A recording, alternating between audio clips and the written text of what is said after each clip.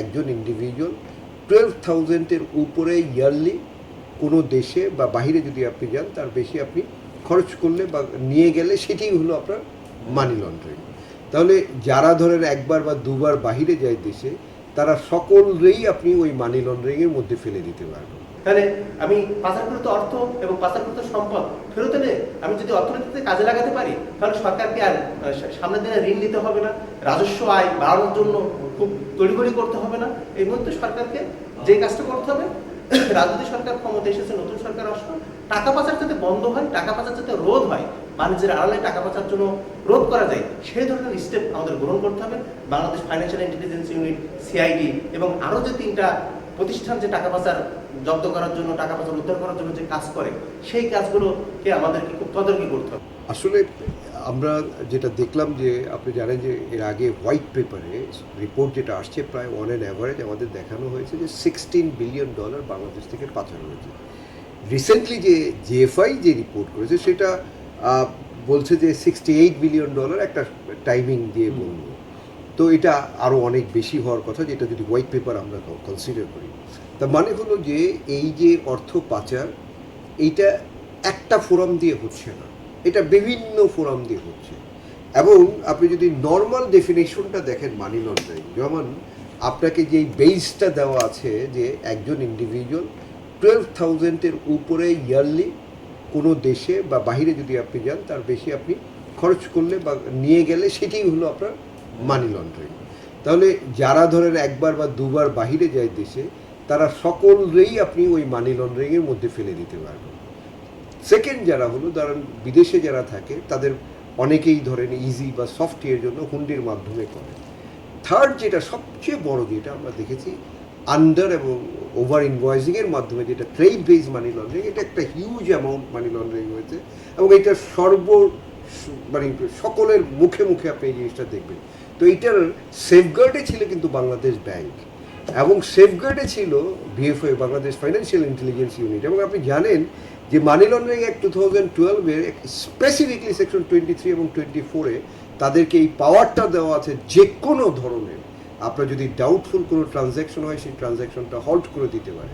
তার মানে হলো বিএফআইউ এই 1 কোটি টাকা বা একটা বড় একটা ট্রানজ্যাকশন হলেই কিন্তু তারা সেটা চেক অ্যান্ড ব্যালেন্স করতে পারতো। ইভেন বাংলাদেশ ব্যাংক, ইভেন প্রত্যেকটা ব্যাংকের আপনার ব্রাঞ্চ ওয়াইজ, যেটা এইডি ব্রাঞ্চ যেতে তাদের, সেখান থেকেও কিন্তু এটা মনিটরিং করা যেত। তার মানে হলো সকলেই জিনিসটা এটা তাদের নজরের মধ্যেই আছে এবং এটা হচ্ছে। বাট এইটার কিউর করার জন্য আমাদের কি, আমাদের হাতে এক্সাম্পল কি আছে?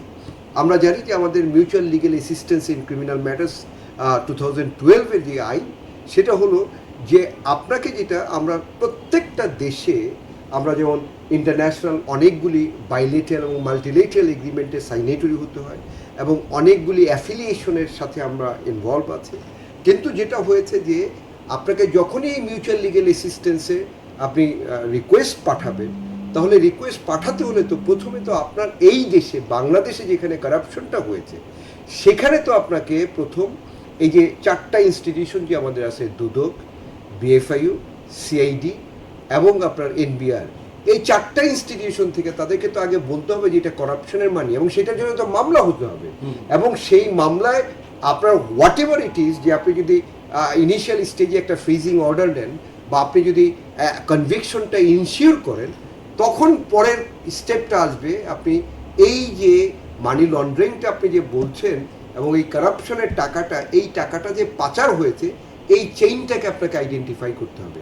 এবং স্পেসিফিকলি এই বাংলাদেশ থেকে চেইন অ্যান্ড লাস্ট পর্যন্ত, ধরেন এটা দুবাই হতে পারে, সিঙ্গাপুর হতে পারে, মালয়েশিয়া হতে পারে, ক্যানাডা হতে পারে, যেই দেশে যে শেষ হলো, এই টোটাল চেইনটাকে আপনাকে বের করতে হবে।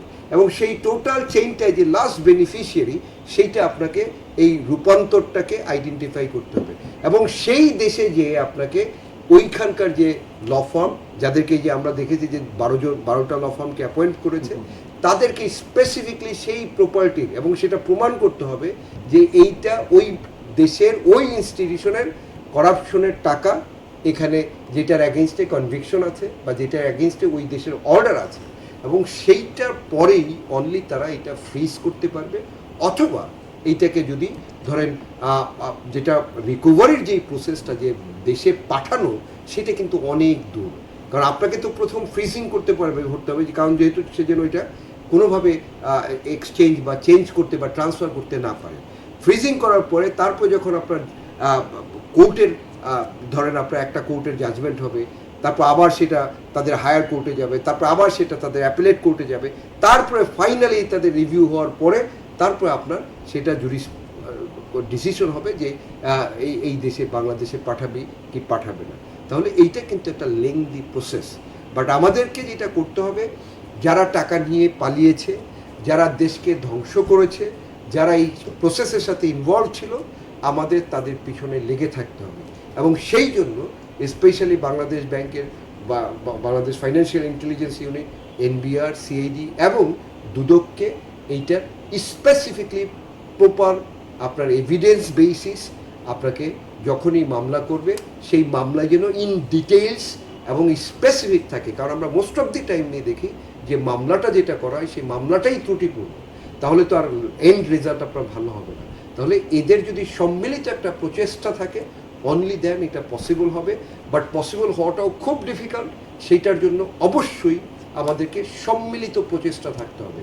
এবং গভর্নমেন্টের ইন্টেনশন যেহেতু এক্সপ্রেসড আপনি দেখেছেন, স্পেশালি সরকার এই ব্যাপারে জিরো টলারেন্সের কথা বলেছে, তাহলে সেই জায়গাতে আমরা যদি থাকি আমার মনে হয় এটা পসিবল। অ্যাটলিস্ট আমরা তাদের ঘুম হারাম করতে পারবো। আর অবশ্যই আশাবাদী যে একদিন না একদিন এই টাকা ফেরত আনা যাবে। বাংলাদেশ হচ্ছে এশিয়ার ভিতরে টাকা পাচারকারী দেশের ভিতরে একটা অন্যতম দেশে পরিণত হয়েছে, এবং এই ট্রেন্ডটা কিন্তু আপনার সব রাজনৈতিক সরকারের সময় ছিল।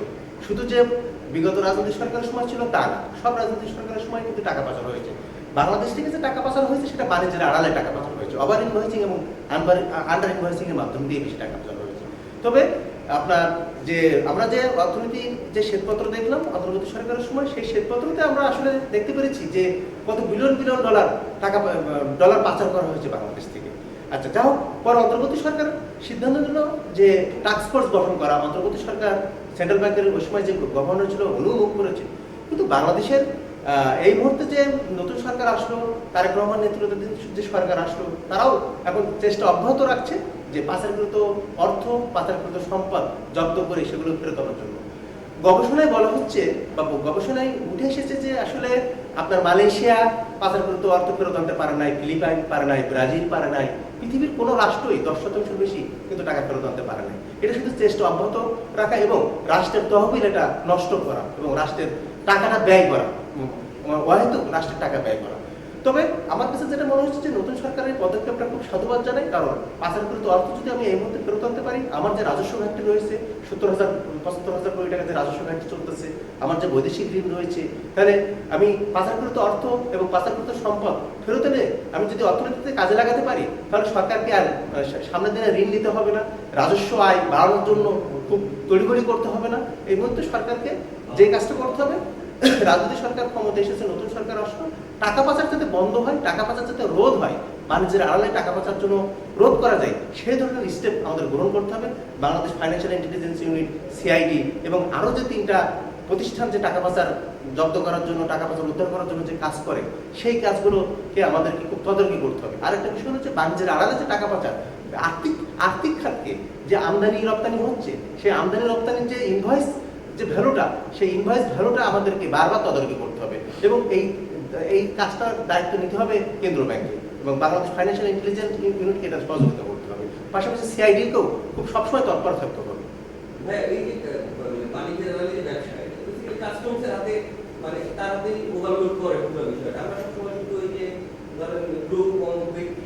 আমরা দোষ দিই না। বাংলাদেশের টাকা পাচার সংক্রান্ত যে মামলাগুলো আসলে পরিচালিত হয়ে আসছে, সেই মামলাগুলো আপনার এক্সিকিউশন রেটটা হচ্ছে 2%, 1%। এটা বছরের পর বছর ধরে এটা ঝুলে আছে।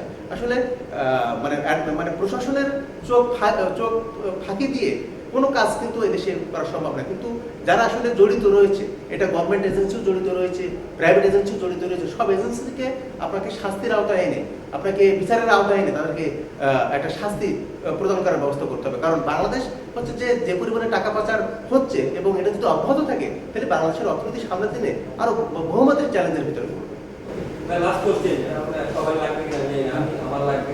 যেটা হচ্ছে এসালনকে আরেকটা প্রতিষ্ঠানকে লাইসেন্সিং বিটিআর সুপ্রিম কোর্ট দিচ্ছে, হাইকোর্টের রায় থাকার পরে আমরা বারবারই দেখতেছি যে আমরা বলার সময় প্যাসেজ বলতেছি, আমাকে দোষর বলতেছি, কিন্তু ব্যবসাগুলো চালু করার ব্যাপারে কোনো রকমের এই বিশাল ঋণের কোনো 1% না দিয়া দিল কিনা বা পরিষ্কার হলো কিনা এই কোনো কিছু ব্যাখ্যা ব্যক্তই বিভিন্ন জায়গায় এসালন গ্রুপের মতো বড় বড় গ্রুপদেরকে আমরা রিভাইভ দিতেছি। এটা কিভাবে দেখেন, কি ইঙ্গিত দেখেন? বাংলাদেশের অর্থনীতিতে সব থেকে গভীর সংকটে রয়েছে কিন্তু আর্থিক খাত, ব্যাংকিং খাত। ব্যাংকিং খাতকে যদি আপনি সুশাসনের ভিতরে না আনতে পারেন, সুশাসন নিশ্চিত করতে না পারেন, তাহলে কিন্তু অর্থনীতি সামনের দিনে এগিয়ে যাওয়ার সম্ভাবনা কম এবং সরকার যে অঙ্গীকার করছে নির্বাচনী ইশতেহারে, সেই অঙ্গীকার বাস্তবায়ন করা সরকারের জন্য খুব কঠিন চ্যালেঞ্জের ভিতরে পড়বে। এজন্য ব্যাংকিং খাতের সাথে যারা আগে লুটপাটের সাথে জড়িত ছিল, ম্যানেজমেন্ট বোর্ড এবং যে সমস্ত ব্যবসায়ী গোষ্ঠী, তাদেরকে আসলে শাস্তির আওতায় আনা, খুব তাদেরকে বিচারের আওতায় আনা, এটা একটা টাইমলি ডিসিশন হয়ে গেছে। নতুন সরকার ক্ষমতা এসেছে, বিএনপি সরকার ক্ষমতা এসেছে, বিএনপি সরকারের কাছে একটা অনুরোধ যে আর্থিক খাত লুটপাটের সাথে যারা জড়িত ছিল তাদেরকেই প্রথমে আপনি বিচারের আওতায় আনেন, তাহলে জনগণের আস্থা অর্জন হবে আর্থিক খাতের উপরে। এছাড়া জনগণের আস্থা অর্জন করা কখনো সম্ভব না এবং অর্থনীতি এগিয়ে নেওয়া সম্ভব না।